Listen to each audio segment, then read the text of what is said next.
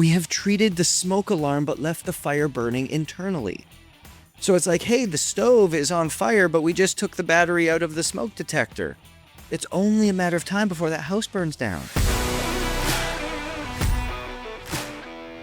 Hey everybody, welcome back to the Own It Show. I'm your host, Justin Roethlingshoefer. And if you are new here, first off, welcome.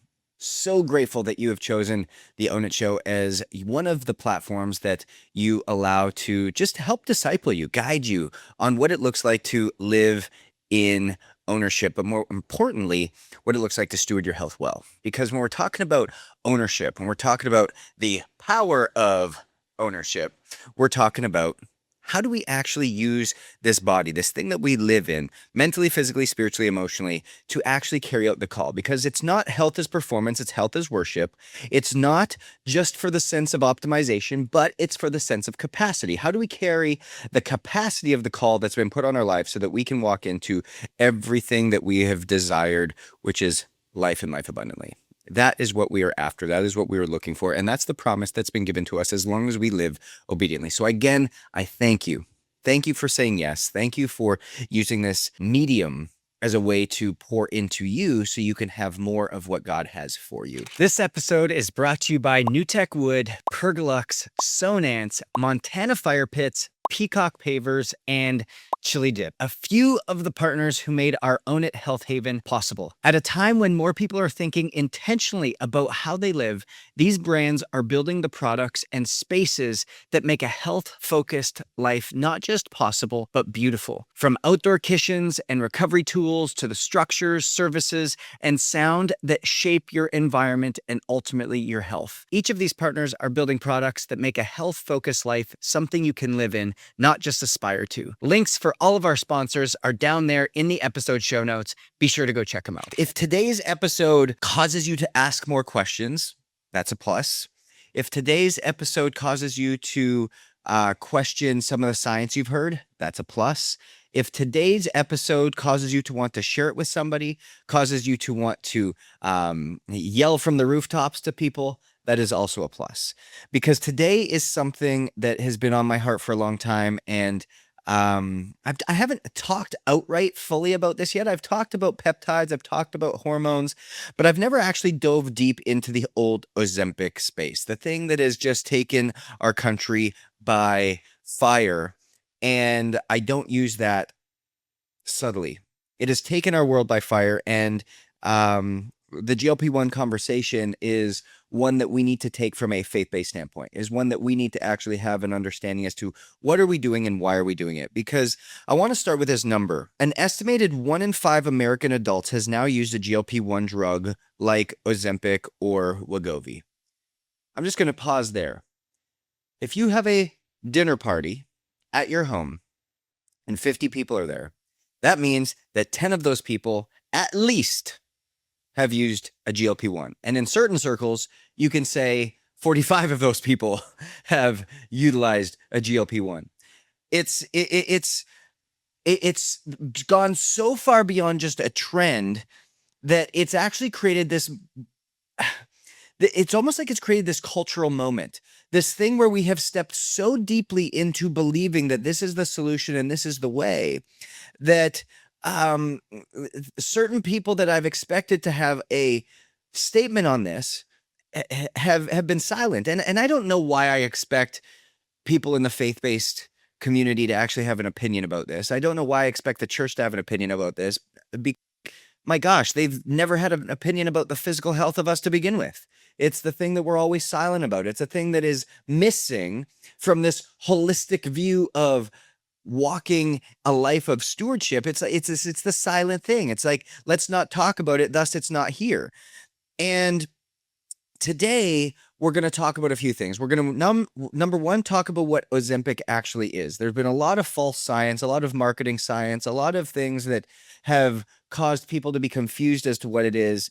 And so we're going to get clear on that. We're going to lean into what it actually is. The second is, what does it do in the body? Like, what does Ozempic, what does the GLP-1s actually do in the body? Number three, what does it do to the soul? And then number four, what has God actually designed within you to help do what this thing is trying to do synthetically naturally. What I actually want to go back to and what I want to start with is, what are GLP-1s? Like, what are they actually? And when we think about GLP-1, we have to know first off what it is. And so a GLP-1 stands for glucagon-like peptide. I could just pause right there. Glucagon is produced by the pancreas. And when it's naturally produced by the pancreas, it gives us the feeling of satiation. So we are satisfied. We are not hungry. Glucagon is produced by the pancreas naturally. And so what GLP-1s have done is, GLP-1s is a hormone, like I said, that your gut already produces, that your pancreas already produces. And what this has been done is, it has been synthetically derived to be glucagon-like. And I think that's just so funny.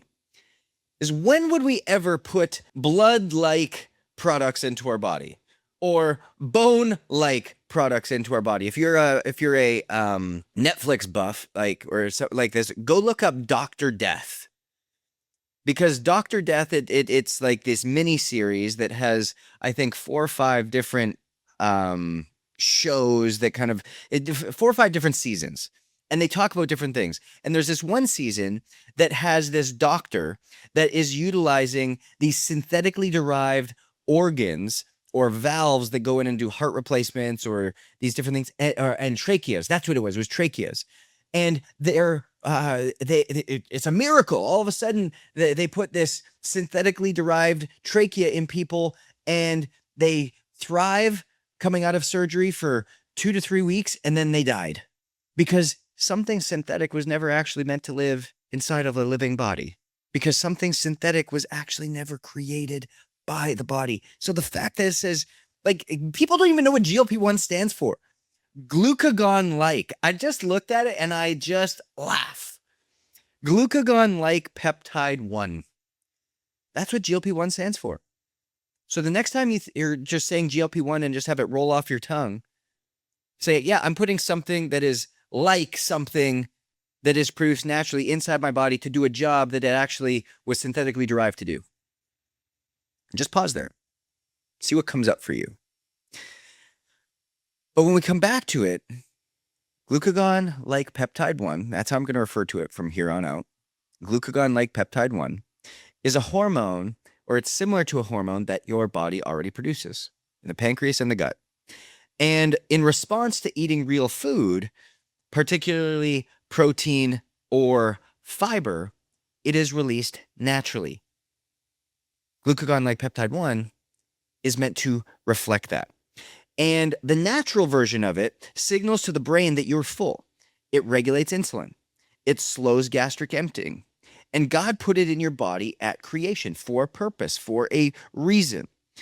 But when we think about Ozempic and Wegovy, so semaglutide or glucagon-like peptide 1, these are synthetic versions that flood the receptor system at a level that the natural hormone never could. Now, here's what I want you to recognize and realize about this statement that is so profound.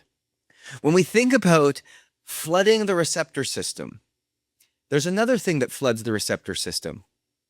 And we can think about this such as dopamine. Dopamine was something that God gave us. It is something that is naturally producing. It is the reward center. It's the thing that makes you feel like, man, I want more of that. When you take a bite of a peach fresh in the summer, there is a dopamine-like response that comes in a way that the receptors can naturally handle it. When you go and exercise and you finish exercising, there's a dopamine-like hit that comes. When you have sex, there is a dopamine-like hit that comes. But suddenly, when all of a sudden you start to have all these processed foods, it produces dopamine hit at a surge that floods the receptor system. When suddenly you go and watch porn, it surges the dopamine-like response, which now your body was never meant to have that level of dopamine surge. When you go to social media, you have a dopamine-like surge that is so great that it floods your receptor sites, and that's what causes the addiction. Well, now let's come back to glucagon-like peptide 1. And what the brain reads it as is that you are perpetually full. hunger literally disappears and the weight comes off quickly. Now, when we think about this concept, the clinical results are real. 10 to 15% of body weight reduction in trials, cardiovascular risk reduction, metabolic improvements in diabetics. And so these are all positive things. So Justin, why are you why I shouldn't say I'm against it. Why are you calling this out? Why are you having this level of conversation? Hey, Own It family, I want to take a moment to introduce you to some of the partners who made something really special possible. A few months ago, Alyse and I embarked on a project that was deeply personal to us. You've heard me talk about it on some podcasts, but we transformed our backyard in Miami into the Own It Health Haven. It wasn't just a backyard makeover, but rather a purpose-built wellness sanctuary designed around the belief that your environment is one of the most powerful forces shaping your health. A space for movement, recovery, connection, and intentional living. A true launch pad for transformation. And to bring that vision to life, we needed partners who could match it. Peacock Pavers gave us a foundation that feels intentional every single time you step outside. New Tech Wood brought warmth and character that holds up to the Florida weather without losing its beauty. Pergolux created the covered structure that makes the space usable every single day, rain or shine. And Sonance, the audio is completely built into the environment, invisible, but you walk in and you feel it the moment you step inside. These partners didn't just make the Health Haven look good. They made it feel like somewhere that makes living healthy the easiest choice that you make all day. Watch the rise of the Health Haven documentary to see how all of it came together. The link is in this episode's show notes, so be sure to go check them out. As much as there's positives, we often disguise we've often disguised the negatives with these positive things. Because here's what the research is also showing, is that the average lean muscle mass loss is 25% of the total weight lost when using glucagon-like peptide 1. And the drug does not distinguish fat from muscle. So what ends up happening is that without intentional resistant training, without this high level of protein intake, the person taking Ozempic is actually getting smaller, not healthier. And it takes me back to, again, my anorexic days when I was 14, 15, 16, 17 years old. And I've talked about it where I had liver kidney failure at 16 and was paraded through a bunch of different eating disorder clinics and the threats of being fed through a feeding tube. When I put myself in such a calorical deficit, when I was like, I'm not hungry and I stopped eating, yes, the scale dropped, but my gosh, what would everybody tell me? You look sick.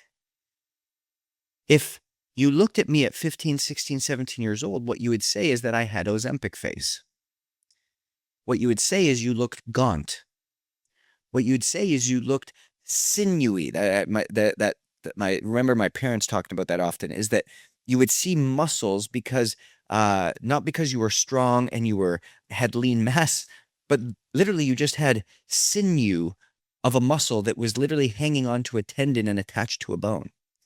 And that's what we start to find in a lot of people taking this, is you are getting rid of your muscle mass. And if you listen to anybody like Dr. Gabriel Lyon or Pierre Itia or any of my past podcasts, when we talk about lean muscle mass is a primary indicator of longevity. It's a primary indicator of long-term health for so many reasons.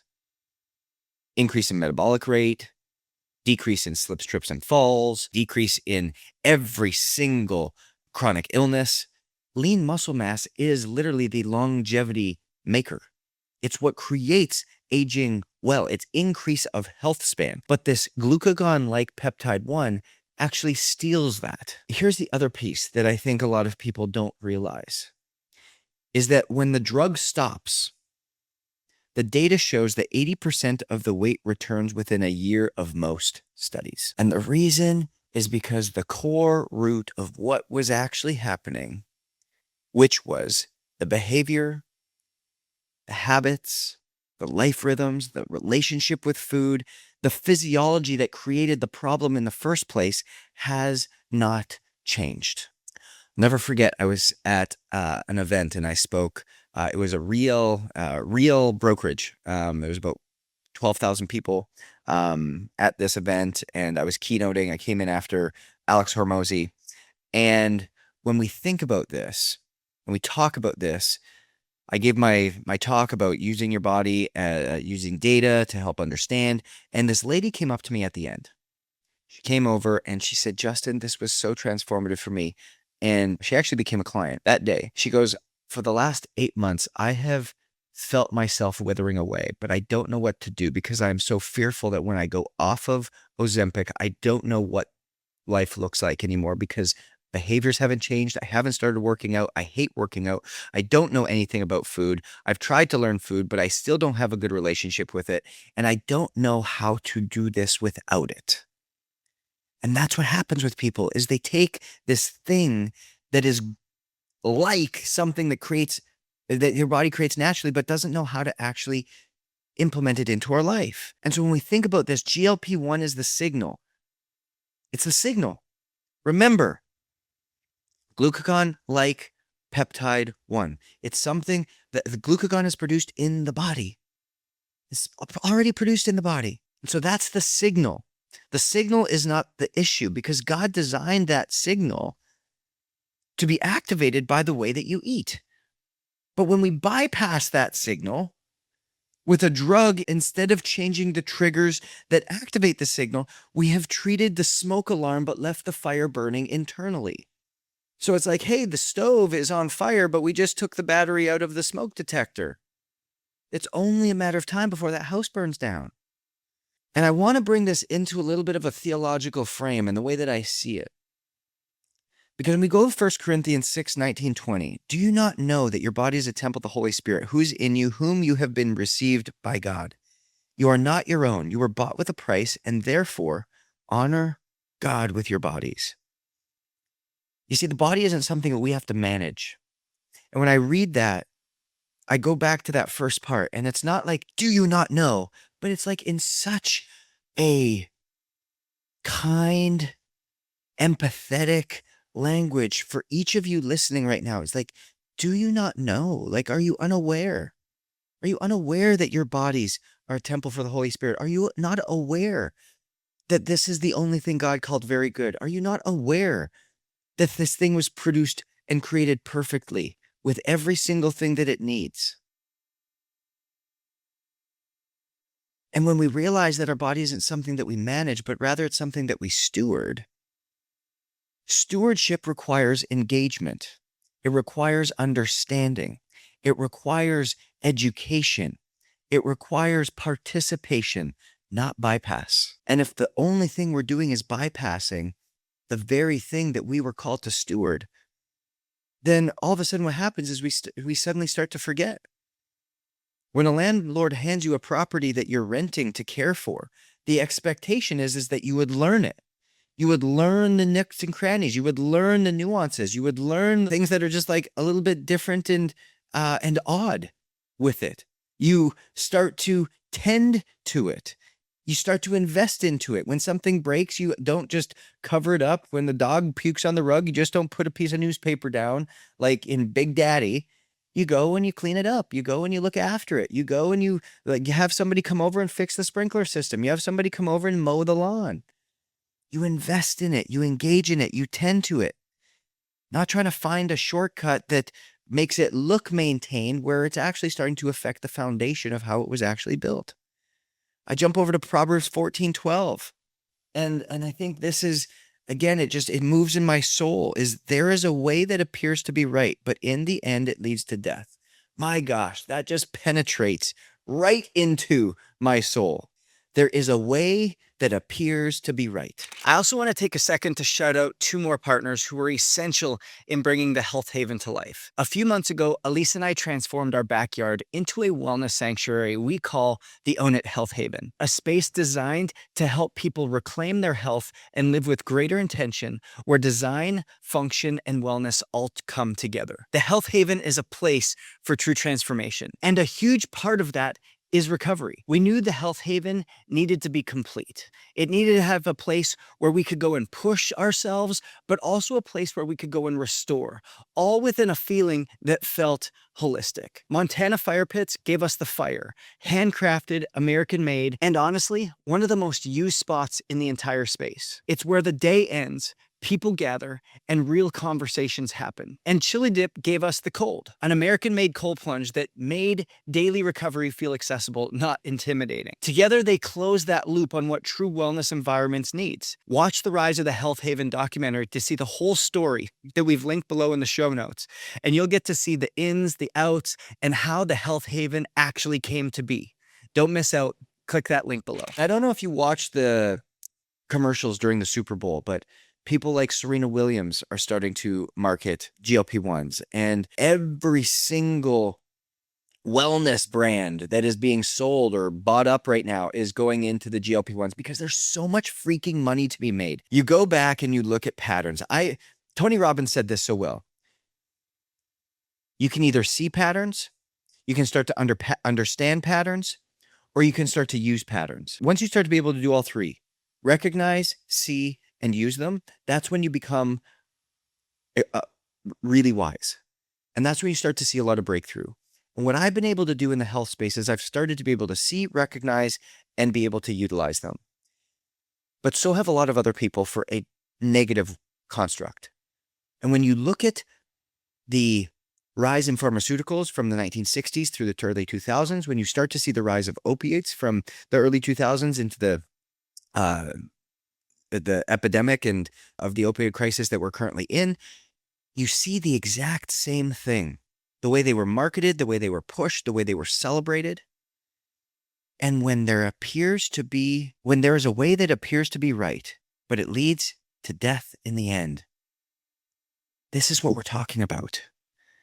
Now, this is not me like condemning medication. What I want you to use here is a framework for discernment.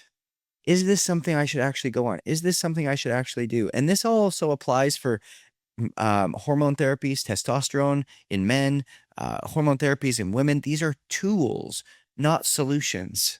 Because when a path produces short-term results, but it does not address the underlying disorder of relationship with food, of relationship with habits and behaviors, or identity, it is not the right path regardless of how right it feels. And I want you to hear this.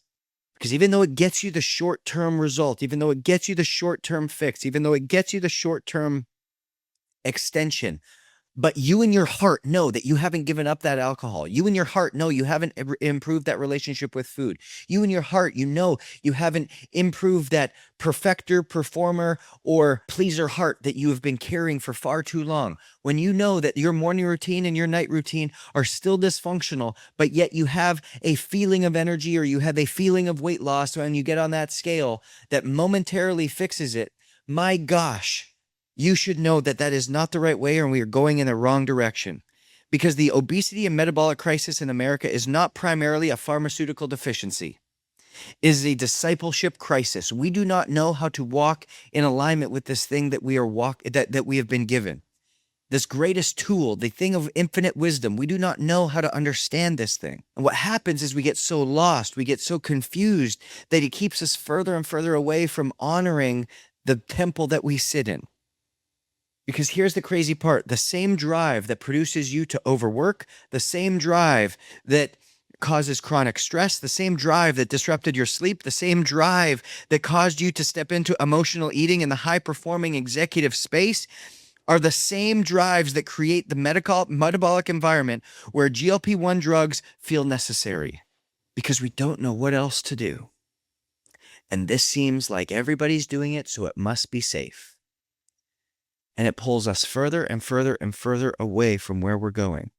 The obesity and metabolic crisis in America is not a pharmaceutical deficiency. It is a lack of understanding as to the thing that we truly live in. Because Ozempic does not disciple you.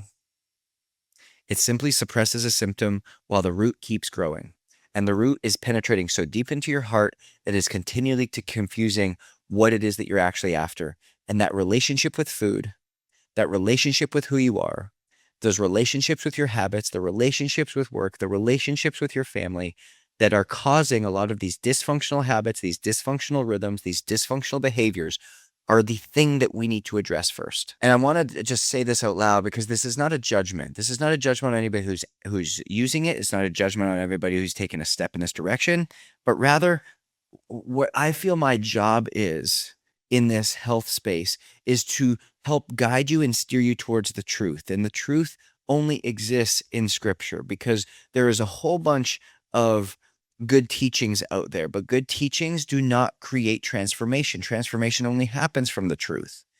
And until we actually abide by that, we have to know what the truth is about the choices that you're making.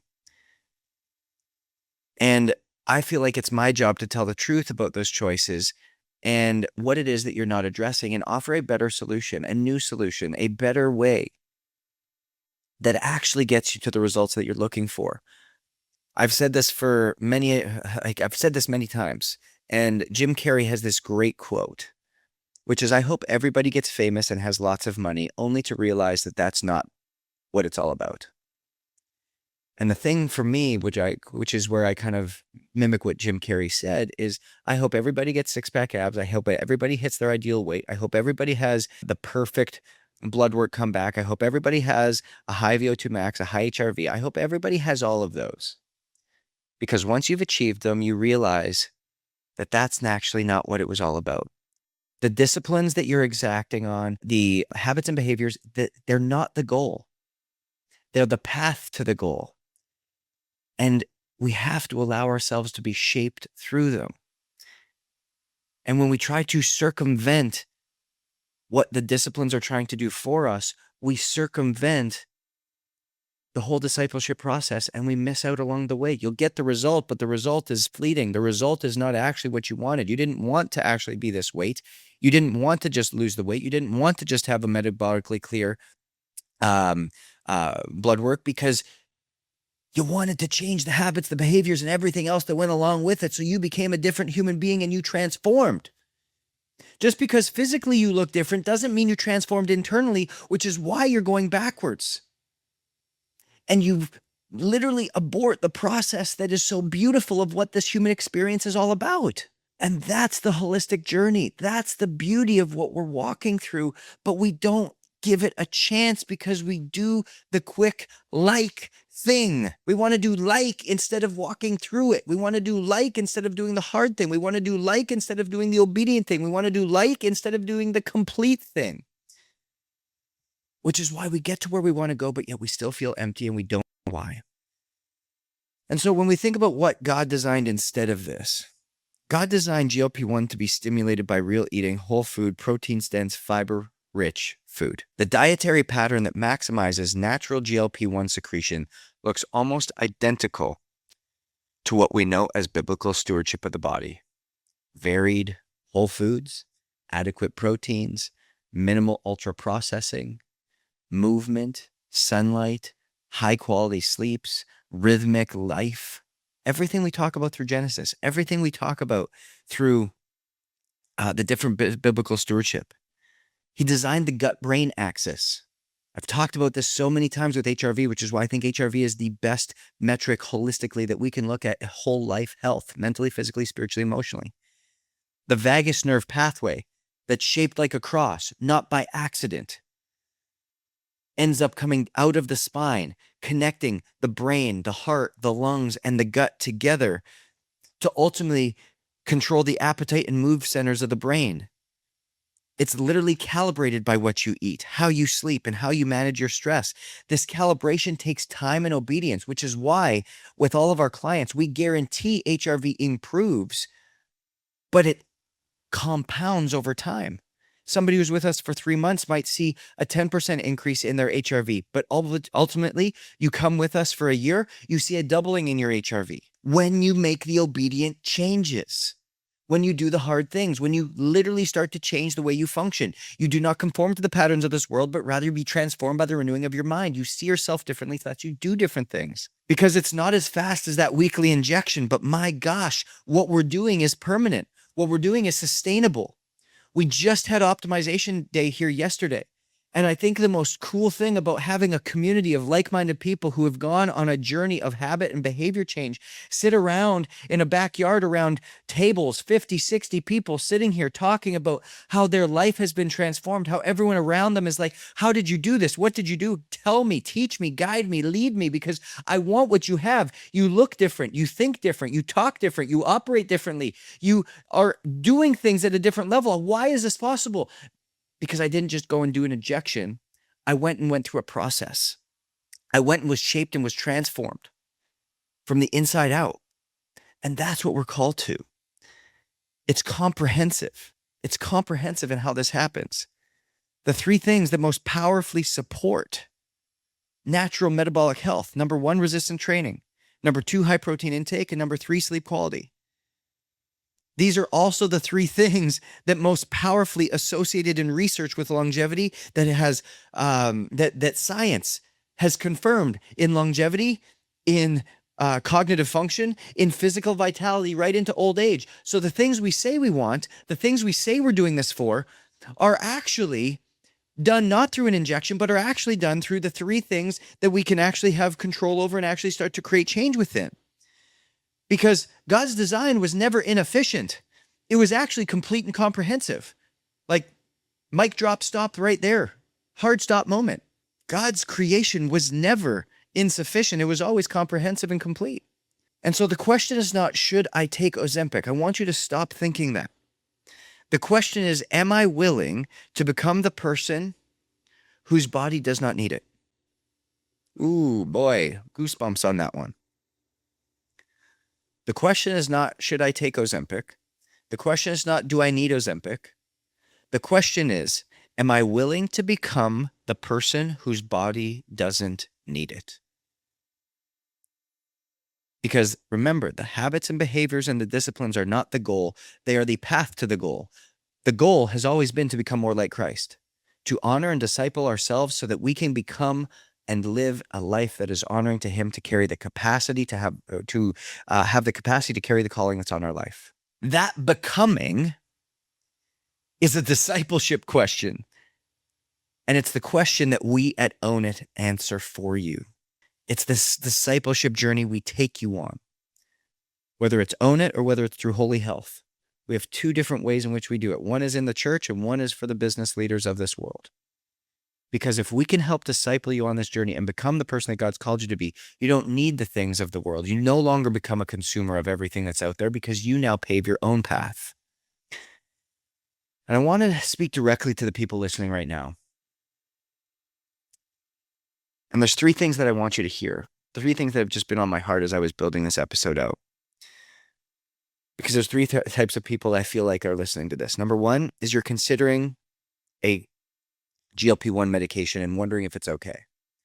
You're hoping to come onto this podcast and say, you know what, Justin gives me permission to do this because he's the guy that I've been listening to and that I've taken all this information from and applied it. But here's the honest answer. Medication is not a sin. Hear that. Medication is not a sin. God actually works through medicine. I firmly believe that. A lot of people dog on our medical system. I think the medical system's actually awesome. It's actually just not proactive and preventative. It's reactionary. But there's been so many good things that reactionary medicine has done, and God works through it. God works miracles through it. But medication, hear this, medication without behavioral and spiritual transformation is a house built on sand. And that's what we're using this as right now. Because if you go on Ozempic and simultaneously do the work, learn about the relationship with your food, start to build better habits and behaviors of nighttime and morning, start to get into a better physical training routine, start to address the stress and physiology that you've been putting on your body, you start to build the muscle, you start to fix the sleep, then the drug actually may serve you as a bridge. But if you're unwilling to join something like Holy Health, or you're unwilling to join something like Own It, and you're unwilling to go for a journey where we actually help to guide and disciple you while continuing to use this as a bridge to get you going, then you're barking up the wrong tree. But if you use it as the destination, the research is extremely clear about where you'll end up. You'll end up losing the weight, checking a box, feeling less than you have before, only to gain 80 to 90% of that weight back. Feeling like a failure, feeling like you can't do anything on your own. Or even worse, you'll lose all the weight. You'll look the way that you want. But yet you're still not fulfilled. You're still not happy. You still feel bad because it's been built on sand. Second type of person is you are someone, maybe you have somebody in your life who's on it and you don't know what to say. So I want you to say this. I'm proud of you for taking your health seriously. I'm proud of you for taking maybe the first step that you've ever taken to start to do something for your health. Now let me walk you through what's next, because this drug alone will not help you. This drug alone will not guide you. This drug alone will not lead you. And I want to send you this podcast. I want to send you to Own It. I want to send you to Holy Health. I want to send you in these directions. And the third is you're watching others take it and you feel like you have this judgment or envy because they're getting the results that maybe you haven't been getting. And what I want to say here is we have to realize that the posture of judgment, let me pause there, or you're this third person and you're watching others take it and either feeling judgment or envy because they're getting the results that you're not. And so here's what I want you to hear, is that you are not in their body. You are not in their calling. And I want you to tend to your body and your journey in a unique way and realize that what God's trying to shape within you, you just haven't fully submitted and surrendered to yet. Maybe you haven't allowed yourself to be discipled. Maybe you haven't allowed yourself to be led or guided. And I invite you to take that next step. Because every single system that God's designed in the human body has a purpose, a language, and a rhythm. And the hunger signal is not your enemy, like the world has told us to believe. I had to learn that the hard way through my anorexic years. Had you learn that the hard way through my overworking, overtraining, over everything, the more that the world puts our way. But the hunger signal is not the enemy. It's the information that helps guide us to understand how the body actually works well. And the discipline of learning to eat in a way that satisfies that signal correctly, how to regulate our sleep and our stress through it correctly, how to manage our life and our pace of life effectively, how to build a body that runs effectively on what God provided, is not the lesser path. Please hear that, is not the lesser path to health. It's the path in which we were called to walk. It's the path that changes who you are. It's the path that truly transforms you. And who you are is what the kingdom runs on. So your body is not the obstacle for your calling, it's the vessel for it. And so I want you to start stewarding your body like you truly believe that. And if this episode today served you, I pray that you're sharing this with people, because this is something that people need to hear. Nobody's talking about this.